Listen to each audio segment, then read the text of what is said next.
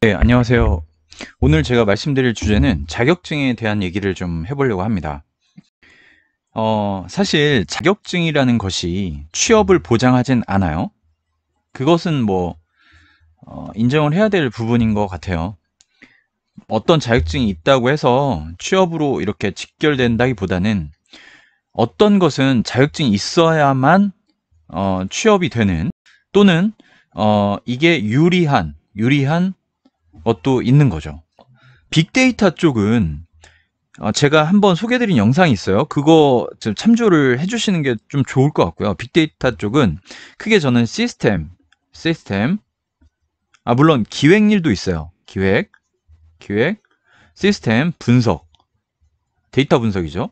저는 이렇게 크게 나누고 싶어요. 왜냐하면 실제 그렇게 또 일을 하고 있고, 이게 서로 상호 간에 업무가 좀 많이 달라요. 그리고 이거 하나를 잘한다고 해서 나머지 것들을 잘할 수가 있느냐? 그것이 또 퀘스천이에요.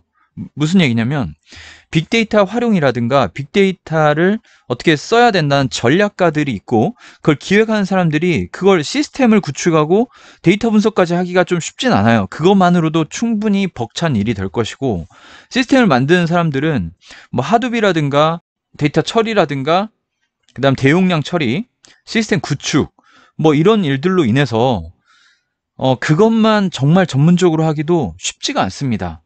뭐 심지어 1테라바이트를 시스템 간 이동하는 것도 그렇게 녹록한 일이 아니에요. 그 데이터를 거기서 추출하는 것도 쉬운 일이 아니고요. 그 기획가들이 할 수가 없고, 또 분석가들은 정말 이 데이터들을 쭉 보면서 이 상관관계라든가 어떤 분석들을 하는데요. 정말 데이터 사이언티스트들이 하는 거예요. 데이터 사이언티스트들이 시스템까지 자유자재로 만들기가 어려워요. 자, 많이 들어보셨겠지만, 그리고 사실 알려진 것 자체가 별로 없죠. ADP를 말씀드리려는 거예요. ADP. 자, ADP가 있고요. ADSP가 있습니다. 자, ADP는 명실상부 빅데이터 분야의 최고의 자격증입니다. 자, 이 자격증은. 자, ADSP는 이거의 허들은 굉장히 상대적으로 좀 낮아요. 자, 이론만 있어요. 그리고 이론만. 이건 실기도 있습니다. 그 실기가 R이나 파이썬으로 해야 되는데 상당히 난이도가 있어요. 파이썬 맞나요, 이거? 뭐 스펠링은 하여튼 파이썬. 자, 근데 이 난이도라는 게 실제 이 분석가 일을 하는 사람도 쉽지가 않아요. 그리고 이게 그 통계적으로 보면 합격률이 10%가 채 안 돼요. 10% 정도 돼요. ADSP는 의외로 합격률이 50% 정도 돼요.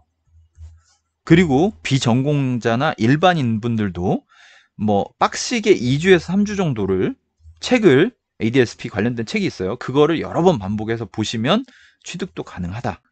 근데 이게 아이러니가 있어요.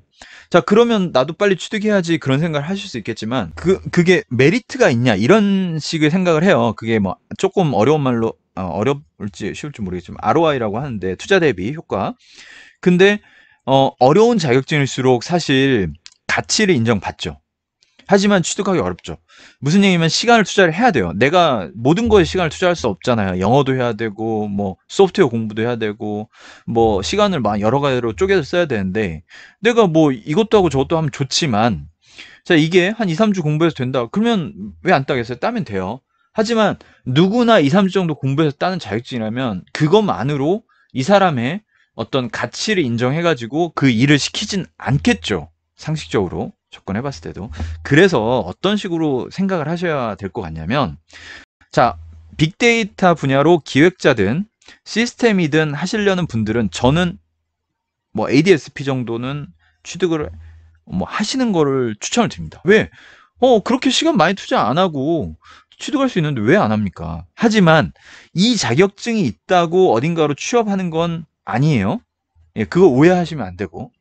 다만 어떻게 보이냐면, 이분이, 이 사람이 정말 관심이 있구나. 또 하나는 어떤 데이터의 개념, 백그라운드, 이게 어떻게 돌아가는지에 대해서 조금 이해도는 있겠구나라고 비춰져요. 그런데 자, 빅데이터 분야의 시스템 전문가로 나갈 사람이 ADP 자격증 붙잡고 그걸로 1년, 2년을 계속 도전하는 건 저는 솔직히 조금 다르다고 봐요. 차라리 차라리 시스템 전문가로 가실 거면 클라우드 자격증을 더 추천드려요. 클라우드, 서버. 자, GCP도 있고요. AWS도 있고, AWS, 프로페셔널, 익스퍼트, 이런 쪽으로 아예 시스템을 구성하고, 시스템을 만질 수 있는 리눅스 자격증 추천드리고요. 리눅스 전문가가 되시는 걸 추천드립니다. 이렇게. 자, ADP하고는 좀 성격이 많이 달라요. 예, 완전히 다릅니다. 그래서 시간을 쓰실 때 그렇게 좀 자기의 진로에 맞게 쓰시는 게 맞고요. 자, 어떻게 해보시면 좋냐면, 자, 그냥 나와요. 답 나오기 어렵지 않습니다.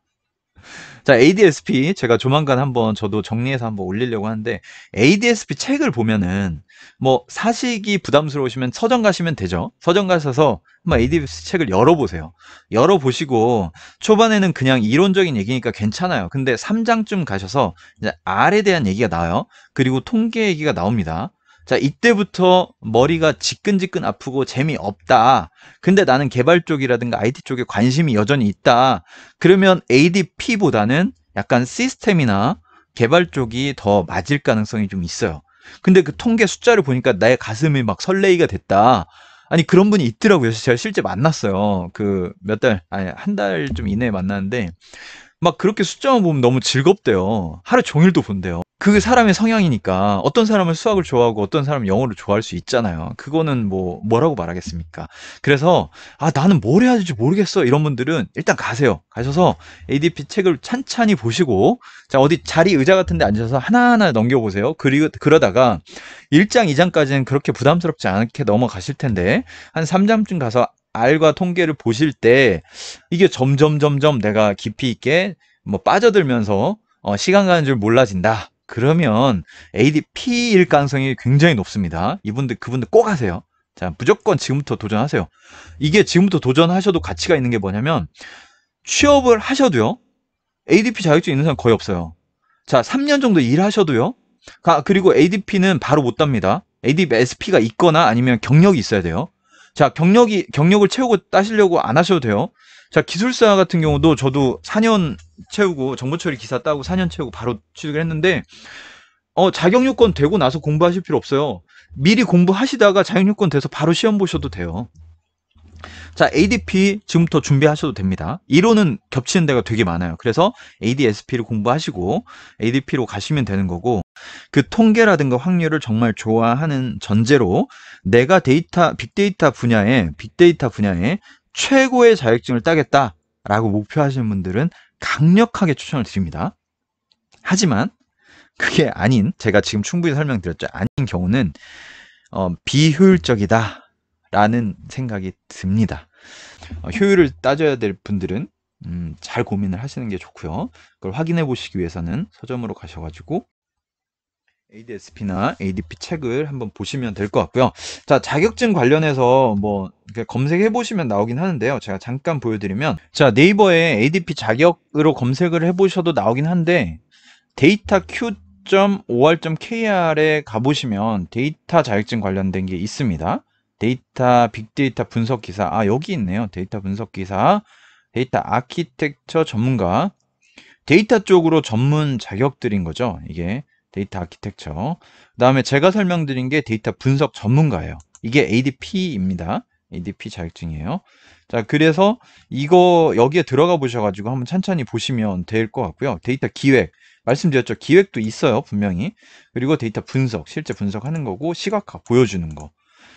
이 얘기만 들으면 조금 더 감이 안 오실 수 있고요. 시험의 주요 내용으로 가보시면 어떤 문제들이 나오는지 그걸 보실 수가 있습니다. 데이터 이해, 데이터 가치 미래, 창조. 여기까지 뭐 스무스합니다.